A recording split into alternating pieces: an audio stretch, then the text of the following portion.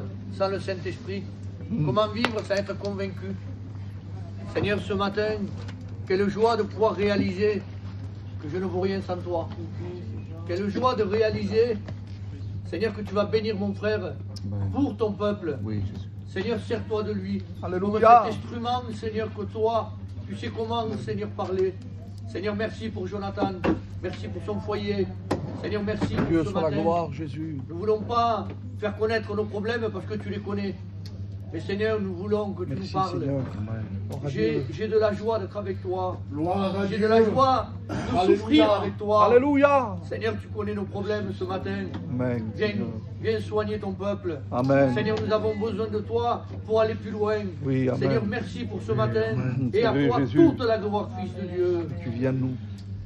Gloire à Dieu. Pour la gloire, Seigneur. Merci Seigneur pour ce dernier culte de l'année. Je suis dans la joie ce matin.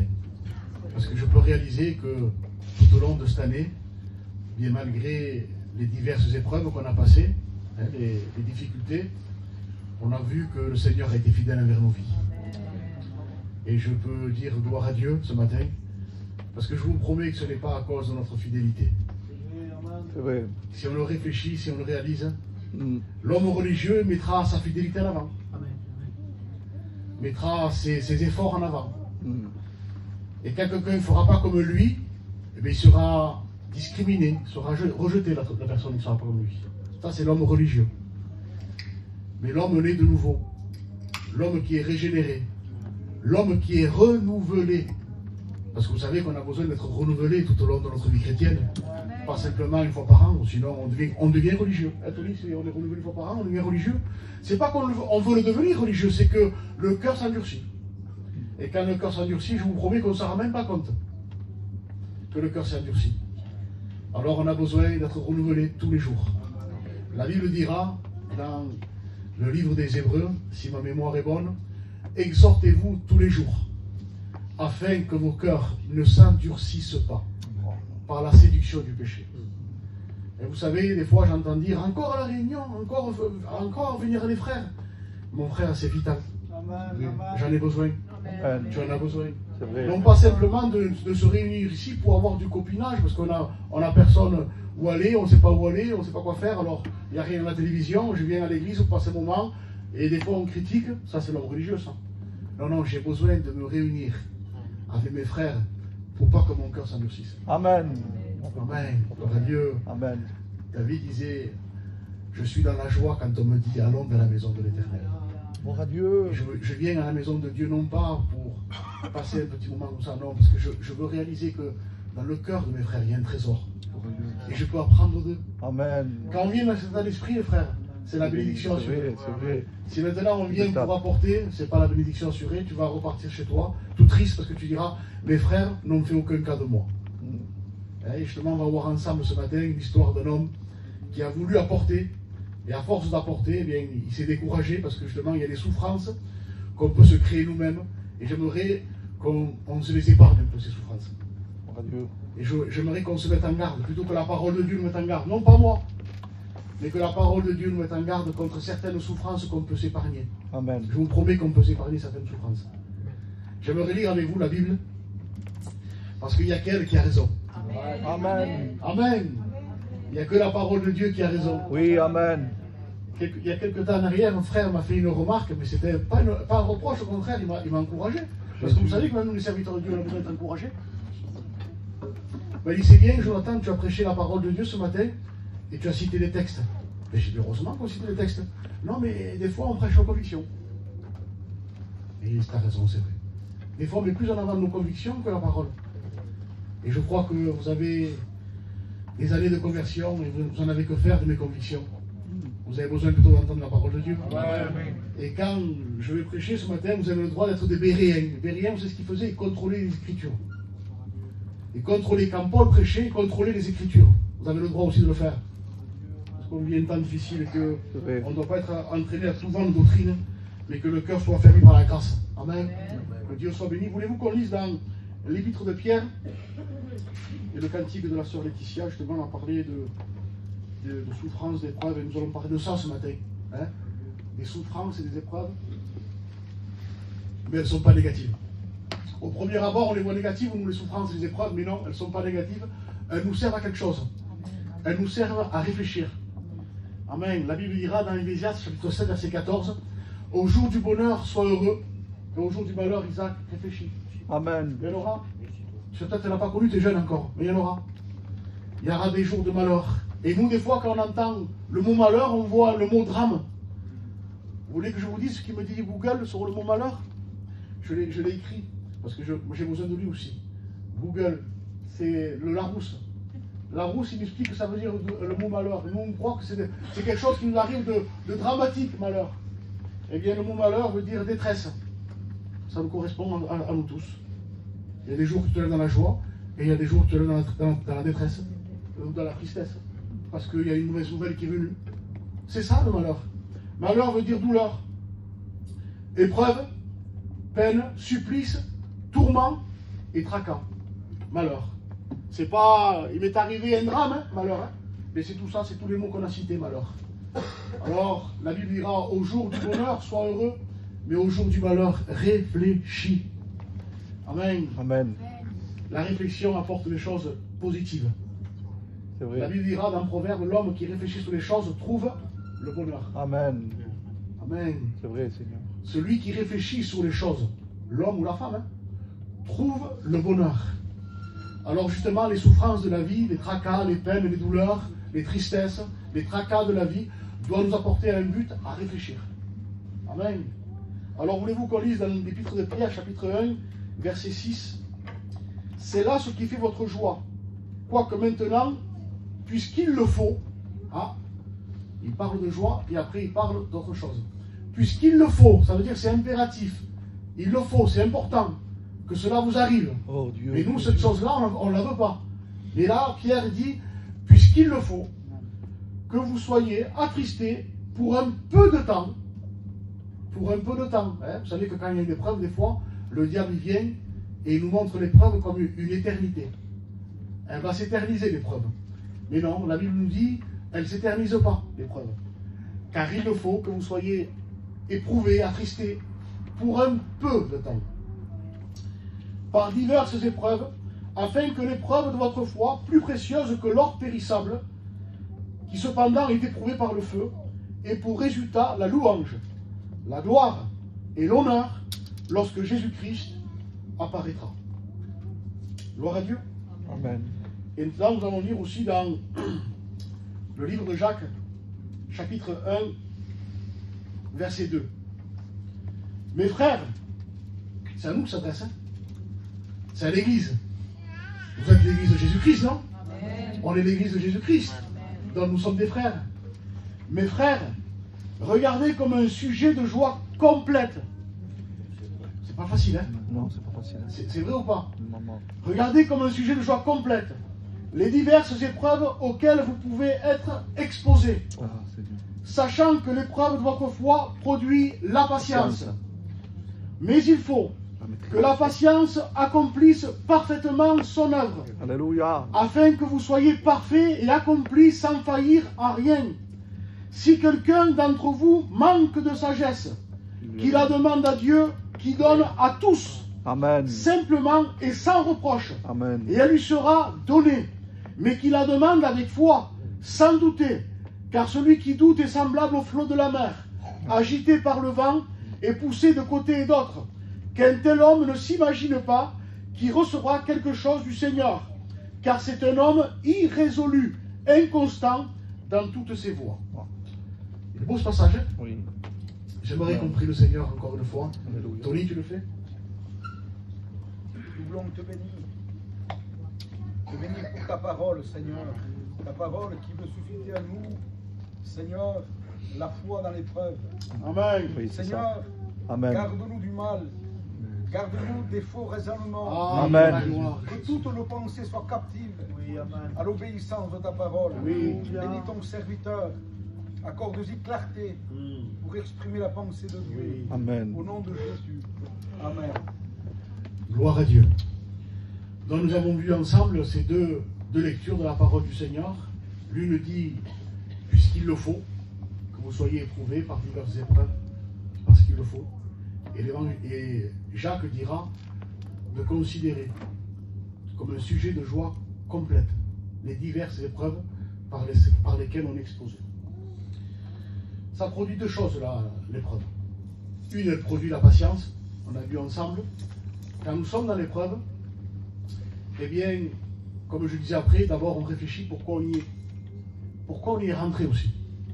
Parce que vous savez qu'il y a des épreuves que c'est malheureusement, plutôt heureusement, que c'est Dieu qui nous fait passer par là, parce que justement il le faut, parce qu'en nous il y a des choses que justement il faut qu'ils sortent. On a parlé de l'épreuve de la foi, plus précieuse que l'or périssable. Vous savez que l'or, c'est un métal, on va dire, que quand on le sort de la terre ou d'une montagne ou quoi que ce soit, quand on le sort, il n'est pas pur à la base. L'or, eh bien, quand on le sort, une pépite, eh bien, des fois, il y a des choses qui sont accrochées dans l'or. On appelle ça des scories, d'autres métals qui sont accrochés. Et si on le sort, cet or-là, de la terre, et qu'il y a d'autres métaux accrochés, eh bien, même s'il fait 18 carats, eh bien, on doit obliger, c'est obligatoire, pour qu'il ait de la qualité pure, il faut le sortir et le passer par le feu. En le passant par le feu, automatiquement, le métal, je ne sais pas si c'est du fer ou autre chose, va se détacher de l'or. Et l'or partira d'un côté, le métal de l'autre, et après, il y a des hommes spécialistes pour ça, ils en sortent que de l'or pur. Vous voyez? Donc, il faut le feu. Et le feu est représenté comme l'épreuve. Dans la parole de Dieu, le feu est un symbole de l'épreuve. Et il le faut, il dit. Il le faut. Alors quand on passe par l'épreuve, il y a un critère qui s'accomplit en nous, qui se dégage en nous, c'est quoi? C'est la réflexion, mais c'est la patience aussi. On commence à se dire, mais pourquoi je suis rentré par là? Pourquoi? Pourquoi, Seigneur, tu me fais passer par là? Donc, il y a l'école, des fois, il y a l'école de l'épreuve qui est le désert. On est seul, on se retrouve seul. On est dans l'église, mais on est seul. Et nous, on se dit, mais qu'est-ce qui se passe? Eh bien, justement, réfléchis. Pourquoi tu es seul? Pourquoi tu n'arrives plus à te mélanger avec tes frères? Pourquoi? Il y a des questions. Il faut qu'on se pose des questions. C'est important de se poser des questions. Au jour du malheur, réfléchis. Et moi, la vérité, pour moi, les frères, un chrétien qui s'isole et qui devient tout seul, c'est malheureux, non, Tony? Pour moi, c'est un drame. Proverbe 18, je crois qu'il dira, celui qui se tient à l'écart, qui est tout seul, cherche ce qui lui plaît, et il s'irrite contre tout ce qui est sage. Donc la sagesse, la Bible dira, se trouve dans le grand nombre de conseillers. Pas dans une seule personne, mais dans le grand nombre de conseillers. Donc, il n'est pas bon d'être seul. Amen. Je ne sais pas pourquoi je dis ça. Ce n'est pas prévu dans le message. Il n'est pas bon d'être seul. Et j'aimerais vous amener à une histoire, frères et sœurs, l'histoire de Joseph, qu'il n'a rien demandé de spécial, lui. Il a des songes. Et justement, au bout d'un moment, eh bien, cet homme-là va se retrouver tout seul. Pourquoi? Eh bien, justement, il y a des choses qu'il aurait pu aussi s'épargner. Voulez-vous qu'on le voie ensemble? On va survoler, parce que si je lirais, ce serait trop long. La Bible dira que... On va le lire, c'est trop beau. C'est trop important. C'est pas que je perds la mémoire, c'est que je l'ai en tête, mais il y a des mots qui sont importants à retenir, justement. C'est trop important que je lise la Bible. C'est dans Genèse 37. Vous connaissez l'histoire de Joseph par rapport à ses rêves. Mais au bout d'un moment, il aurait pu s'arrêter de continuer de parler. Parce qu'il y a des réactions qu'il a vues dans le cœur de ses frères qu'il aurait pu justement lui dire « Hop, je m'arrête là ». Il y a eu certaines réactions que ses frères n'ont pas aimées, qui racontent ces rêves-là. Ils n'ont pas aimé, il a dit le premier rêve.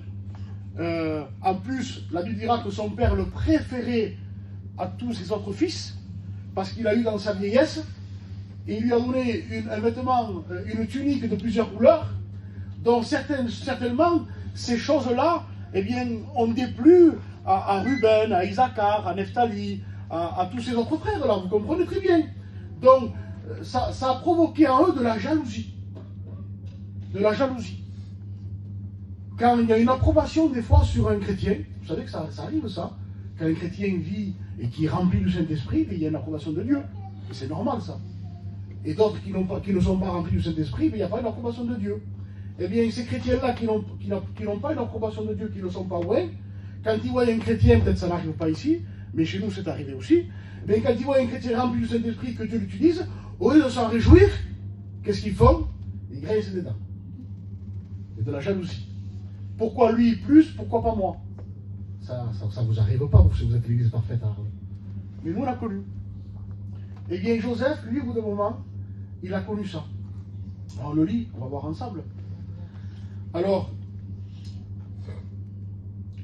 Genèse 37, verset 3. Israël aimait Joseph plus que tous ses autres fils. Peut-être que Israël, peut-être que Jacob a fait aussi une erreur aussi. Vous savez qu'on n'est que des humains, on fait des erreurs. Et même qu'on est chrétien depuis X temps. Ça veut rien dire ça. On est des humains. Donc faisons attention des fois comment on parle, comment on réagit. Il aurait pu s'épargner, il aurait pu faire attention. Amen. Non, Jacob, il était d'un âge avancé. Quand on a un âge avancé, logiquement, on est plus réfléchi qu'un homme de 20 ans, oui ou non? Quand on a 60 ans, on est beaucoup plus réfléchi qu'un gamin de 20 ans. Excusez-moi l'expression, gamin, c'est pas le mot, mais je veux dire, on est jeune à 20 ans, non?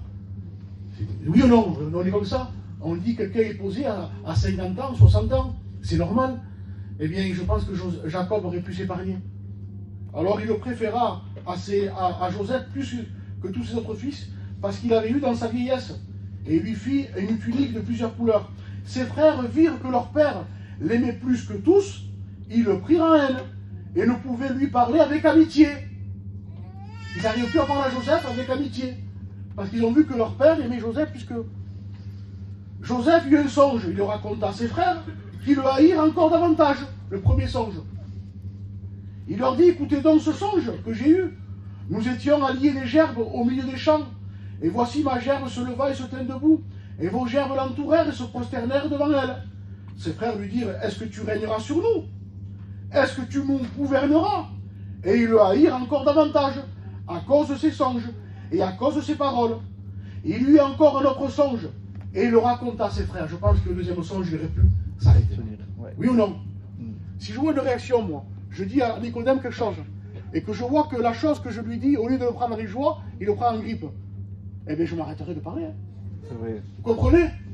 Mais lui a continué. C'est pour ça que je vous disais, il y a des souffrances que des fois on pourrait s'épargner.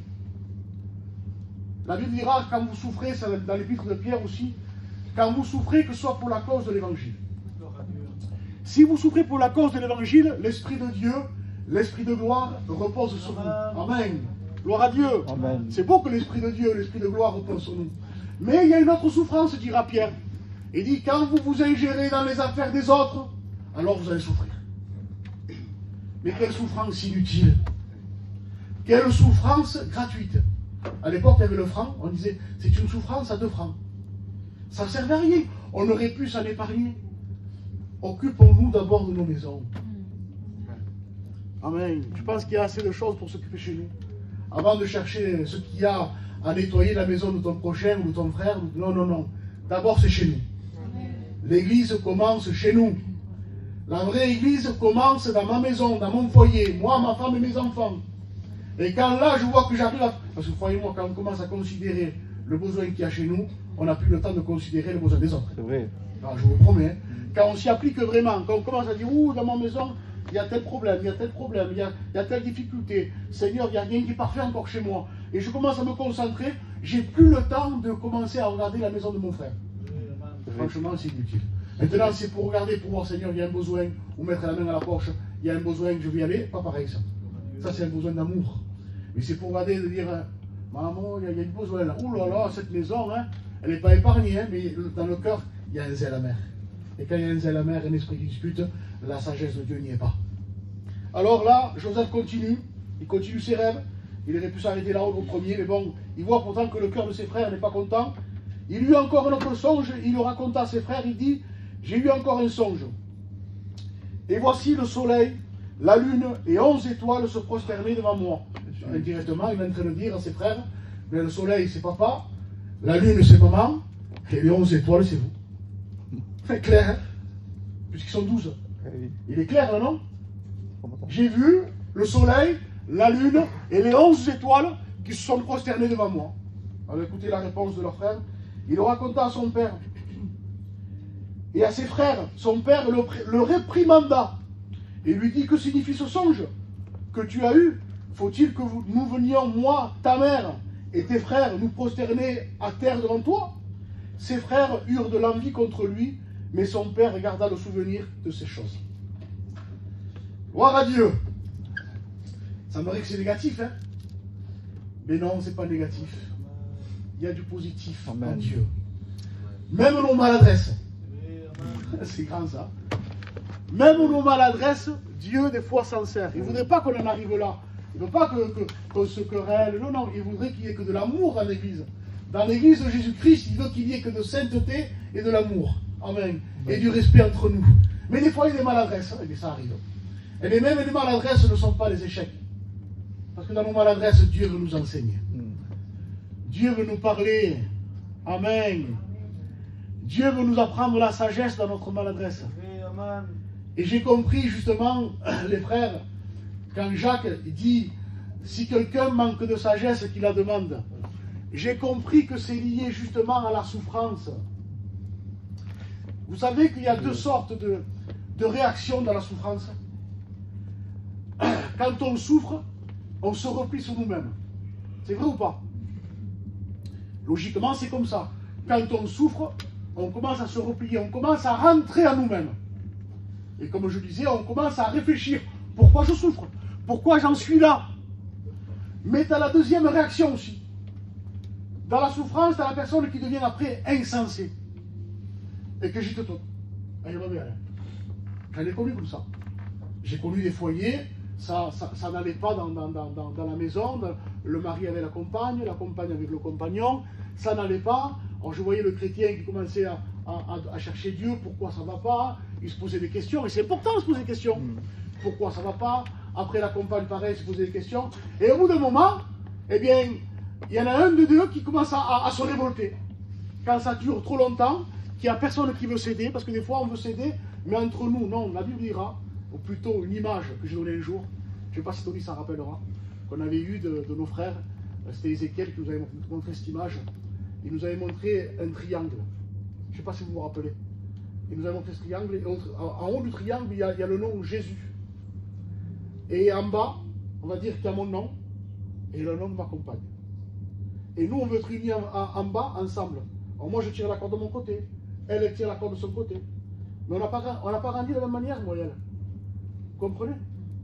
Elle a été élevée dans le coton, avec ses parents, et moi non. Donc, au commencement de mon mariage, moi, on a eu deux caractères différents. Mais j'ai prié. Il faut prier. Il faut demander à Dieu. Pourquoi dans certains domaines, on ne s'entend pas? Faut pas. Et je n'ai pas cherché à tirer la corde de mon côté, et elle non plus. On a prié, et j'ai prié. Et Dieu m'a parlé. Tu as grandi d'une manière, elle a grandi d'une autre manière. Alors, c'est quoi, Seigneur? Comment il faut faire pour être unis? Eh bien, arrêtez de tirer la corde de votre côté. Commencez à grimper. Jésus est en haut, lui. Le triangle, il est comme ça, un triangle. Comme ça et comme ça. D'accord? Hein? Comme ça et comme ça. Jésus est en haut. Et en bas, vous n'arrivez pas à être unis. Vous êtes il y a trop de distance. Alors, commencez à monter. À monter, à monter, à monter, à monter. Quand vous arriverez à la pointe, vous arrivez au nom de Jésus. Et en arrivant au nom de Jésus, ça vous en rendre compte. Vous êtes liés tous les deux. Amen. Mais c'est ça, les frères. Il faut arrêter de prendre notre sagesse humaine de la terre pour arriver à s'en sortir comme les autres fois. Ça ne sert à rien. Au bout de 40 ans, j'ai vu des foyers exploser.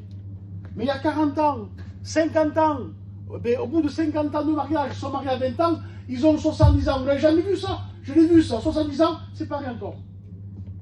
Mais pourquoi? Mais pourtant, il y a de la sagesse, non? Il y a de l'expérience de l'homme, non? Ça ne sert à rien, la sagesse de l'homme.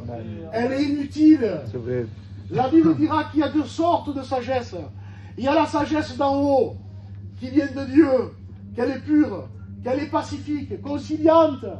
Mais il y a la sagesse de la terre aussi. Elle est quoi? Elle est charnelle, elle est terrestre, et elle est diabolique. Amen. Donc j'ai besoin de la sagesse d'en haut. Et là, quand Jacques dit que si quelqu'un manque de sagesse, qu'il la demande à Dieu, mais avec foi, sans douter, qu'il la demande à Dieu. Et là j'ai compris pourquoi justement on a besoin de sagesse quand on souffre. parce qu'il y a les deux réactions, ou bien la réaction de l'insensé qui jette tout, qui dit il n'y a pas, voilà. Allez, j'ai 30 ans que je souffre, il y a 40 ans qu'on ne s'entend pas, je jette tout, hein. Ça c'est la réaction de l'insensé. Mais il y a la réaction du sage, qui dit pourquoi je suis en arrivé là. Et au bout d'un moment, l'histoire de Joseph intervient là. Pourquoi tu es en arrivé là, Joseph? Alors au bout d'un moment, vous connaissez l'histoire de Joseph, quand ses frères commencent à le prendre en grippe, parce qu'il a raconté des rêves, parce qu'il avait une tunique de couleur, parce que son père le préférait à tous ses autres, donc automatiquement, l'école de Dieu va commencer. Elle est douloureuse, hein? Elle est douloureuse, mais s'il est avec nous, c'est bon. Amen. C'est gagné. Et le père, Jacob, va dire à Joseph, maintenant, va voir si tes frères se portent bien. Et il y va, et quand ses frères le voient, ils font un petit complot contre lui. Des complotistes. Ils font un petit complot, ils disent maintenant, allez, c'est le moment, hein, le rêveur, il est là, celui qui fait des rêves, celui qui nous met le trouble, alors allez, on va le tuer. Et il y en a un qui est sage, il dit non, non, pas le tuer. On va le jeter dans une citerne. Et au bout d'un moment, il y a des voyageurs qui passent par là, des Ismaélites, et ils vont décider de le vendre à les Ismaélites, ils vont le vendre à eux, et ils vont faire croire qu'il y a eu un crime, qu'il y a eu un meurtre. Ils vont faire croire que Joseph s'est fait tuer par une bête. Alors ils vont prendre, croyez-moi que le complotiste a beaucoup d'imagination. Hein. Ils vont prendre la tunique de Joseph, ils vont la tremper dans le sang d'un animal, d'un bouc, et là ils vont apporter à Jacob. Regardez la méchanceté d'un cœur. Comment, quand on n'est plus dans la volonté de Dieu, on est profond dans la méchanceté. Plus profond que ce qu'on peut penser. Ses propres fils amènent la tunique de Joseph à leur père, et dit voilà, il dit, ton fils Joseph est mort. Mais vous vous rendez compte de l'insensibilité de dire ça à leur père? Ton fils est mort, une bête l'a tué. Et l'homme, bien sûr, se met dans le deuil et il pleure, il pleure. Il est inconsolable, Jacob. Jacob est inconsolable. Et Joseph, lui, a été vendu par les Ismaélites en Égypte. Et là, il va se trouver quelque chose de bizarre en Égypte, d'autres mentalités, d'autres coutumes. C'est comme ça. Et il n'est plus à Canaan, Joseph, là. Il est en Égypte, la ville du monde. Et là, un homme, le premier ministre, Potiphar, va le prendre sous sa tutelle. Et il va l'embaucher. Et là, l'école de Dieu commence encore. Et Joseph, c'est un homme qui est droit quand même. Parce que même si dans nos erreurs, parce qu'on en fera des erreurs, frères et sœurs, si on est droit, si on est vrai, on s'en sortira tout le temps. Maintenant, si on cherche à camoufler, si on cherche à tricher, on s'en sortira pas. Je vous promets. J'ai vu des hommes dans les épreuves. L'épreuve n'est pas obligée, c'est pas obligé qu'on s'en sorte. J'ai vu des hommes qui étaient remplis de Dieu, des hommes qui aimaient le Seigneur. Mais dans l'épreuve, ils ne s'en sont pas en sortis. Vous savez pourquoi? Parce qu'au bout d'un moment, ça a été tellement lourd. Et au bout d'un moment, il faut être vrai et droit pour s'en sortir. Si on n'est pas vrai et si on n'est pas droit, on ne s'en sort pas dans l'épreuve. On peut même s'écrouler. Alors, on connaît l'histoire de Joseph. Il est en Égypte et là, il est embauché par Potiphar. Sa femme, excusez-moi, pardonnez-moi l'expression, les frères. Et Potiphar, au bout d'un moment, il le met à un haut rang et lui fait des avances. Et lui, il refuse. On le jette en prison. Et là, il passe des années en prison. Des années. Arrêtez ce petit, s'il vous plaît. Merci. Excusez-moi. Oui. Il y a la parole de Dieu qui est prêchée. Si on n'a pas du respect pour moi, c'est pas important. C'est pas grave. Mais au moins, il y a du respect pour la parole de Dieu. Amen. Parce qu'on touche les points importants, on touche les points de la vie, là. On touche les points importants, on ne sait pas. Peut-être qu'il y a des foyers qui sont prêts à se séparer, on ne sait pas. Et nous, l'enfant court. C'est important, la parole de Dieu, quand même. Hein? On l'a vu, malheureusement. Il est accusé à tort, il prend des années de prison. Et au bout d'un moment, il ressort. Parce que le coupable, plutôt l'homme de Dieu, quand on l'accuse à tort, tôt ou tard, le Seigneur le délivre. Amen. Dieu s'est délivré des hommes pieux de l'épreuve. Amen. Et Dieu justifiera toujours l'homme pieux de l'épreuve. Si maintenant on triche, on ne s'en sortira pas. Il le rétablit parce qu'il y a un homme qui a un songe. Pharaon a un songe. Et il explique le songe. Et quand il explique le songe, on le met au plus haut niveau. Amen. Quand il explique le songe, qu'il va avoir 7 années d'abondance et 7 années de famine, là on le met au plus haut niveau. Potiphar le rétablit dans toutes ses fonctions. Quelque part, il a dû réfléchir, Potiphar. C'est vrai ou c'est pas vrai ce qu'elle a dit, ma compagne? son sujet. C'est vrai ou c'est pas vrai? Il a été rétabli. Dieu sait prendre soin des hommes pieux. Amen. Dieu en prend soin. Si tu es une femme de Dieu, si tu es un homme de Dieu, je te promets que tu t'en sortiras. Amen. Mais demandons à Dieu de la sagesse. Amen. Et là, il y a une famine aussi à Canaan. Dans les 7 années d'abondance, elle passe. Et pendant ces 7 ans, vient Joseph, met de côté ce qu'il fallait mettre. Et après les 7 années de famine, elles arrivent. Et là, interviennent justement les songes de Joseph. Ils vont s'accomplir, ces songes-là. Ce n'étaient pas des songes en vain, hein. C'était des vrais songes. C'était des songes de Dieu. Ils vont s'accomplir. Et là, Jacob va dire à ses fils, voilà, il y a la famine ici à Canaan, allez en Égypte, allez chercher du blé. Et là, ses frères vont y aller.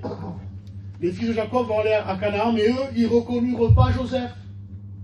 Parce que quand on devient insensible, quand on n'aime plus, on ne reconnaît même plus le besoin de nos frères. Vous le savez ça?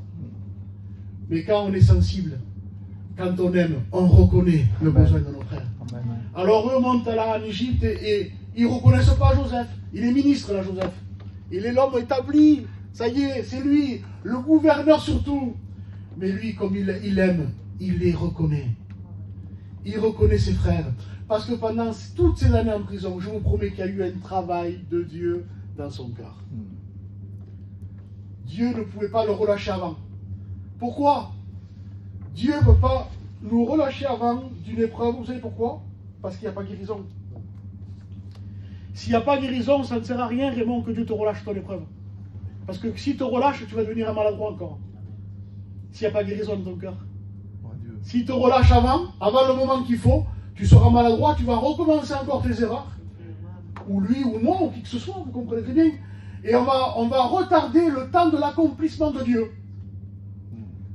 Parce que Dieu veut qu'on soit des hommes faits. Amen. Et parfaits. Gloire à Dieu. Amen, on l'a vu. Hein. L'épreuve de notre foi a produit la patience afin qu'on soit des hommes parfaits, accomplis. Amen. Et tant que Joseph n'était pas accompli, il ne pouvait pas le relâcher de sa prison. Mais pendant, je crois, à peu près, hein, ça a duré quelques années, je ne sais pas si c'est entre 12 ou 14 ans, mais ça a duré pas mal. Mais il y a de quoi non, avoir du ressentiment, oui ou non? Vendu par ses frères. Tony, tu n'as pas eu du ressentiment, toi? Moi, j'en aurais eu, moi. Parce qu'on n'est que des hommes. Vendu par ses frères. Mais il ne sait pas, lui, que ses frères ont fait croire à son père qu'il était mort. Il ne sait pas, ça, lui. Alors, vous allez voir l'histoire, qu'elle est belle, cette histoire. Ils les vont arriver. Et bien sûr, il les reconnaît. Et Joseph va faire la même chose, Tony, que Jésus fait avec la Samaritaine. Il les fait parler. Vous savez que pour savoir si on est droit de cœur, il faut que Dieu nous fasse parler? On ne sait pas, nous, on ne se connaît même pas si on est droit. On ne se connaît même pas, nous. Vous savez que Jésus, avec la Samaritaine, l'a fait parler à un moment donné. Vous connaissez l'histoire. Il dit, appelle ton mari. Elle dit, non, je n'ai pas. Il dit, oui, je sais, tu as dit vrai en cela. Car tu as eu Saint-Mari, celui que tu as, n'est pas ton mari. Et là, il a fait parler. Et Joseph va faire la même chose. Parce que vous savez que Joseph est un type parfait de Jésus-Christ. Jésus-Christ a été vendu pour 30 pièces d'argent. Joseph a été vendu pour 20 pièces d'argent. Comme Jésus, presque pareil. Et au bout d'un moment, quand il reconnaît ses frères, Joseph, il va les faire parler. Votre père vit-il encore? Bon, c'est fini, si on ne se parle, c'est qui, hein? Il faut savoir. Oui, notre père vit encore. Et comment va-t-il? Bien. Pose des questions. Et au bout d'un moment, en parlant, les frères parlent un peu trop, ils disent, mais nous avons aussi un autre frère. Et ça, Joseph, il ne sait pas ça. Benjamin. Ah, et là, c'est son vrai frère à lui, à Joseph. Il veut le connaître. Il veut le connaître. L'amour. Amen. C'est ça. Il veut le connaître, c'est son vrai frère, parce que tous les autres frères, ce sont des demi-frères. Vous connaissez l'histoire. Il veut connaître Benjamin. Alors il dit, amenez-le-moi. Et eux disent, ah non, on ne peut pas. Mais pourquoi? Il veut les faire parler. Il veut savoir ce qu'il y a dans leur cœur. Mais pourquoi on ne pouvait pas l'amener? Parce que si notre père, si on prend le plus jeune, il ne pourra pas survivre. Mais pourquoi? Mais pourquoi il ne pourra pas survivre? Parce qu'il y a quelques années en arrière, on a fait croire à notre père que notre jeune frère Joseph est mort. Ah bon? Il dit, vous voulez manger? Vous voulez vous nourrir? C'est moi qui ai le blé. Si vous repartez à vie, vous allez mourir quand même. Il dit, alors amenez-moi votre frère. Il veut connaître son frère Benjamin. Et il dit, je garderai Ruben, si ma mémoire est bonne. Il le garde avec lui. Alors ils repartent à Canaan. Et quand ils repartent à Canaan, ils racontent l'histoire à Jacob. Et Jacob, il dit, ouais, papa, il dit, il y a ça, il y a un homme là-bas, il veut connaître Benjamin. Ah, il dit, non, il ne faut pas. Il dit, si lui, il part aussi, qu'il ne revient pas, il dit, vous allez me faire mourir. Avec mes cheveux blancs, je vais mourir. Mais voilà, la situation est tellement compliquée. Il y a des situations qui sont tellement compliquées dans notre vie qu'il serait temps de céder. Il y a des situations dans ta vie qui sont tellement compliquées que tu n'arrives pas à voir de la lumière au bout du tunnel, tu ne vois pas. Il y a une prière ce matin qui a été dit, Seigneur, tu es la solution à tout problème. Et c'est vrai que Dieu est la solution à tout problème. Mais il devient la solution à tout problème quand on est vrai. Quand on commence à être vrai. Là, il devient la solution à tout problème. Amen. Amen. Alors, il le laisse partir parce qu'ils vont mourir de faim. Il laisse partir Benjamin avec eux. Ah, quelle belle histoire, les frères. Je vous conseille de la lire. Quelle belle histoire.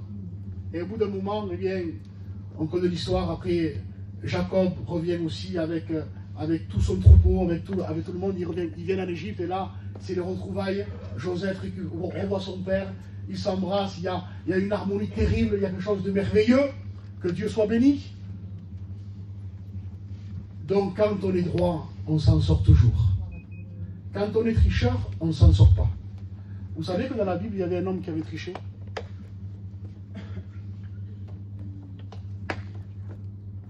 Cet homme s'appelle aussi Jacob. Usurpateur veut dire son nom. Cet homme qui avait triché, un jour va passer par une école aussi. Bien lui aussi va être triché. Il a triché et quelqu'un un jour va le tromper à lui aussi. Quand on triche, on ne s'en sort pas, vraiment. En vérité, qu'on ne s'en sort pas. Vous voulez que je vous lise l'histoire? Alors, c'est Jacob dans le livre de la Genèse. Et là, cette histoire nous montre un gendre avec son beau-père. Aïe, aïe, aïe. Accrochez-vous les gendres. Accrochez-vous les beaux-pères. Accrochons-nous. Accrochons-nous. Hein? C'est morte. Ah, tout va accrochons-nous. Entre parenthèses, nous ne menons pas. Il ne faut pas qu'on rentre dans le foyer de nos enfants. Laissons-les vivre tranquilles. Je vous promets, vous serez tranquille, tout le monde sera tranquille. Quand on commence à s'ingérer, il t'a dit ça, il fait pas ça, ne te laisse pas faire. Ne parle plus. Mets-toi le scotch. C'est vrai. Écoutez bien cette histoire. Par rapport à la souffrance. Par rapport à la souffrance. Hein? Jacob s'irrita et querella Laban. Il reprit la parole et lui dit, quel est mon crime? Arrête, Nicodème. Quel est mon crime? Écoutez bien. Quel est mon péché? Que tu me poursuives avec tant d'ardeur? Jacob parle à son beau-père. Jacob, il s'est irrité au bout d'un moment. Il parle à son beau-père et il dit, mais qu'est-ce que je t'ai fait? Quel est mon crime? Pourquoi tu me poursuis avec tant d'ardeur? Je vous promets, je donne un conseil à tous les gens là. Si vous avez un beau-père comme là-bas, comme lui là, fouch, sinon tu n'en sortiras pas. Écoutez bien. Écoutez bien. Pourquoi tu me poursuis avec tant d'ardeur? Quand tu as fouillé tous mes effets, qu'as-tu trouvé des effets de ta maison? Produis-le ici devant mes frères et tes frères, et qu'ils prononcent entre nous deux un jugement. Voilà 20 ans que j'ai passé chez toi. Le gendre a resté 20 ans avec le beau-père. 20 ans. Ça fait des années, ça. Écoutez bien. Voilà 20 ans que j'ai passé chez toi. Tes brebis et tes chèvres n'ont point avorté, et je n'ai point mangé le bélier de ton troupeau. Je ne t'ai point rapporté de bêtes déchirées. J'en ai payé le dommage. Tu me redemandais ce qu'on me volait de jour et ce qu'on me volait de nuit. Vous avez compris? Jacob, le gendre, garde le troupeau de son beau-père Laban. Et des fois, ça lui arrivait que son beau-père, eh bien, il se rendait compte qu'on lui avait volé une brebis, une chèvre, un chevreau. Il se rendait compte, le beau-père. Et il dit, Jacob, il dit, on t'a volé, hein. Et Jacob, lui, il payait à son beau-père. Il dit rien, son beau-père. Lui, c'est la famille d'Éclair. Un éclairien, vous prouvez, il est la famille d'Éclair. Il lui payait. La chaleur me dévorait pendant le jour. Ça, c'est Jacob qui parle. Jacob, il dit, par rapport à ce que mon beau-père me faisait subir, souffrir, la chaleur me dévorait pendant le jour, et le froid pendant la nuit, et le sommeil fuyait de mes yeux, parce que quand il se rendait compte que le beau-père, il fallait rembourser le beau-père, l'autre, il ne dormait plus. Vous comprenez très bien. Il ne dormait plus la nuit, et la chaleur du jour le dévorait. Il ne pouvait pas, parce qu'il savait qu'il fallait rembourser la banque. Alors j'espère qu'il n'y a pas de Laban ce matin. Hein. Et j'espère qu'il n'y a pas de Laban. C'est plus dangereux de Laban qu'un Laban, Tony. Écoute-moi, moi. Et le sommeil fuyait de mes yeux. Voilà 20 ans que j'ai passé dans ta maison. Écoutez bien cette histoire importante. Je t'ai servi 14 ans pour tes 2 filles. À Kingan, tu vois. La première fille, alors il fait croire à Laban, je vais te donner Rachel. Mais Rachel, elle est belle. Il travaille 7 ans pour Rachel. Et Laban, lui c'est Chitam, Laban, je vous promets, lui c'est Chitam. L'an gagné, au lieu de lui donner Rachel, lui donne Léa. Léa, elle a les yeux délicats. Je ne sais pas si ça veut dire que le loucher, je ne sais pas. Mais voilà quoi, elle a un problème aux yeux. Vous avez raison de rigoler, ça soulage un peu l'atmosphère. Dans pas longtemps, on rigolera plus. Vous allez voir. Et il travaille 7 ans alors pour Léa. Et après, lui, comme il aime Rachel, il ne veut pas s'arrêter là, il travaille encore 7 ans de plus pour Rachel. Mais comme il aimait Rachel, la Bible dira que ce fut comme s'il avait travaillé quelques jours pour Rachel. Pas qu'elle estimable. Mais enfin, il travaille quand même 14 ans pour son beau-père quand même. Mais c'est pas fini. Il a dit après qu'il avait travaillé 20 ans. Donc, 14 ans, il manque 6 ans. Et après, il travaille encore 6 ans de plus pour le troupeau. 20 ans de calvaire avec le beau-père. Tony, ne souffre pas avec moi. Fouch. Ne souffrez pas avec les beaux-parents. Souffrez avec votre compagne. Il y aura des moments, il y aura des bons moments. Il y aura des moments de joie, appréciez-les. Il y aura des moments de souffrance, de maladie, de deuil. Eh bien là aussi, soyez soudés, le foyer. Vous comprenez? Mais il y a des souffrances qui sont inutiles. Alors, écoutez bien. Tu m'as changé 10 fois mon salaire. Maman, il a ragé, en vérité. 10 fois son salaire, il a changé. Jacob travaille pour son beau-père et 10 fois, donc, je sais pas moi, au commencement, il a dit, voilà, je donnerai 2000 € par mois.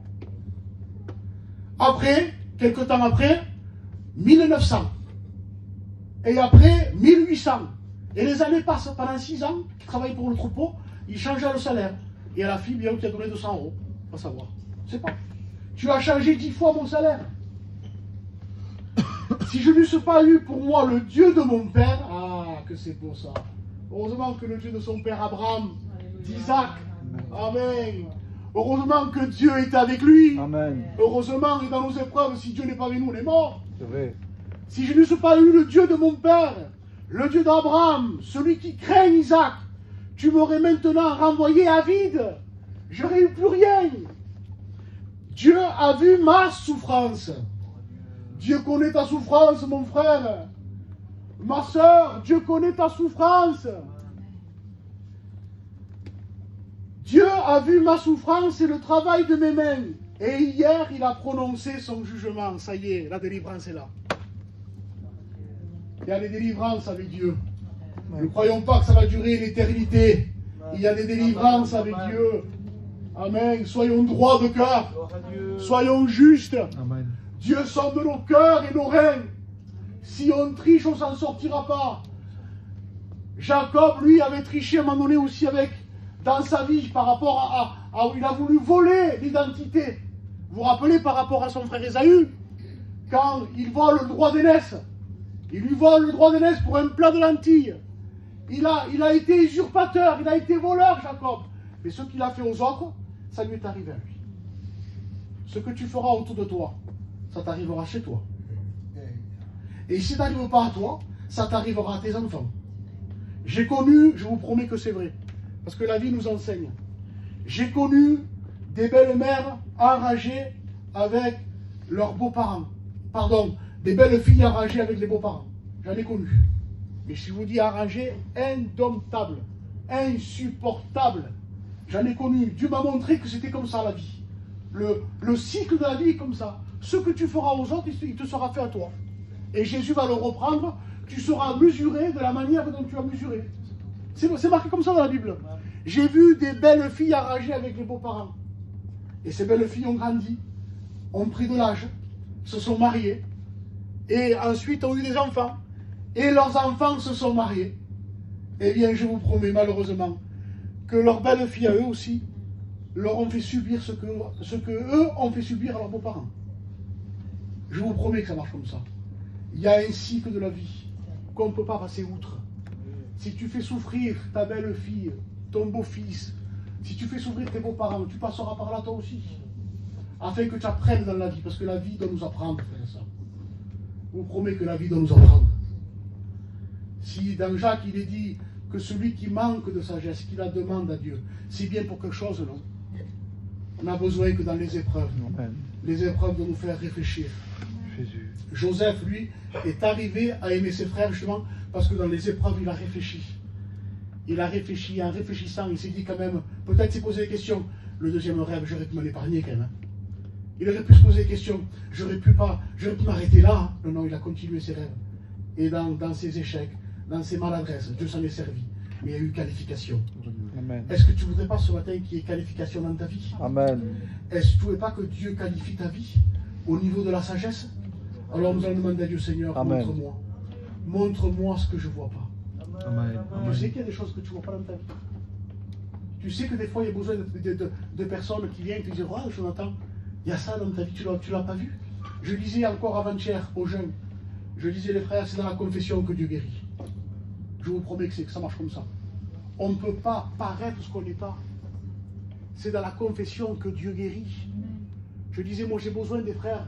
Bien sûr, si tu viens à moi avec un esprit de méchanceté et que tu me dis, il y a ça, il y a ça, il y a ça, il y a ça, tu vas me faire plus de mal que de bien. Mais si je sais pas, on a des frères, on a de l'affinité avec des frères. On a des confidents aussi. Si tu viens à moi, un frère qui a de l'affinité, je l'attends, j'ai vu ça en toi. Et j'ai besoin, moi, que tu m'avertisses. J'en ai besoin. Pourquoi faire que tu me laisses comme ça, continue comme ça? Si tu ne m'avertis pas, toi, c'est comme si je serais au bord d'une falaise, que je suis prêt à tomber. Tu as vu le danger, moi je ne l'ai pas vu. Mais involontairement, c'est comme tu m'aurais poussé. C'est la même chose. Viens m'avertir. Et on a besoin de s'avertir les uns les autres, frères et sœurs. S'il y a des choses que vous ne voyez pas, s'il y a des choses que vous voyez aussi, envers un frère, un pasteur, qui que ce soit, allez le trouver. Amen. Laissez pas les choses se construire en vous dans le négatif. Amen. Allez le trouver. Et Amen. peut-être qu'il y a un préjugé dans ton esprit qui n'est pas clair. Jésus. Vous comprenez? C'est important ce qu'on parle. Oui, Des amen. fois on se dit, C'est vrai, Seigneur. oh, c'est les choses de la vie. Non, non, c'est important. Ah oui. Les choses de la vie nous apprennent, les frères. Mm. On a besoin de confesser nos péchés les uns les autres, afin que vous soyez guéris. Donc je lisais avant-hier à la salle, à l'église, je lisais pour qu'on comprenne un texte mieux, il faut le citer à l'envers. Si on ne confesse pas nos péchés les uns envers les autres, il n'y a pas de guérison. Veux-tu être guéri dans ton cœur? Mes frères, moi j'ai rien contre le frère. Tu arrives à le regarder droit dans les yeux? Non, il y a quelque chose. Frère, moi j'ai rien contre ma belle-fille. Tu arrives à lui parler avec douceur? Non, c'est qu'il y a quelque chose. Frère, moi j'ai rien contre mon gendre. T'arrives à le regarder droit dans les yeux? Non, il y a quelque chose. Quand on aime, on va droit dans les yeux. Vous savez ce qu'ils disent les psychologues? Et surtout les gens qui questionnent quand quelqu'un a commis un meurtre. Alors il y a la police et la police, il y a une psychologie qu'ils ont acquis avec les années. Ils disent quand quelqu'un, on leur parle, quand on parle à quelqu'un qui est coupable, il commence à regarder à droite et il commence à regarder à gauche. Ils disent quand quelqu'un regarde à droite et à gauche, qui n'arrive pas à nous regarder droit dans les yeux, c'est qu'il cache quelque chose. C'est comme ça, c'est dans l'être humain. Quelqu'un qui est coupable, il baisse la tête. Il est coupable. C'est pour ça que Dieu dit à Caïn, Caïn, le péché se couche à ta porte. Mais toi domine sur lui. Il dit, si tu agis bien, Caïn, tu relèveras la tête. Mais si tu agis mal, on dit, c'est normal, tu as la tête baissée. Il y a des réactions dans notre vie qui montrent qui on est. C'est comme ça. Alors, ce matin, si tu as besoin de guérison, demande à Dieu ce que tu ne vois pas. Seigneur, montre-moi où c'est que j'ai besoin de guérison. Dans ma vie, dans mon foyer, au niveau de mes enfants, de mes gens, de ma belle-fille, qui que ce soit. Montre-moi, Seigneur. Et je vous promets que le Saint-Esprit, avec une douceur, avec une délicatesse, Alléluia. avec un tact que nous, on n'a pas. Avec un tact, il va venir avec une voix douce et te montrera quelque chose. Et tu dis, ah oui, c'est là, Seigneur. Oui, c'est là. Alors tu vas l'accepter parce que c'est le Saint-Esprit qui le fera. Passons-nous devant Dieu ce matin. Amen, Jésus. Demandons à Amen, Dieu, Seigneur, amen. montre-moi ce que je ne vois pas. Amen. Que Dieu soit béni. Tu commences, Nicodème, à prier.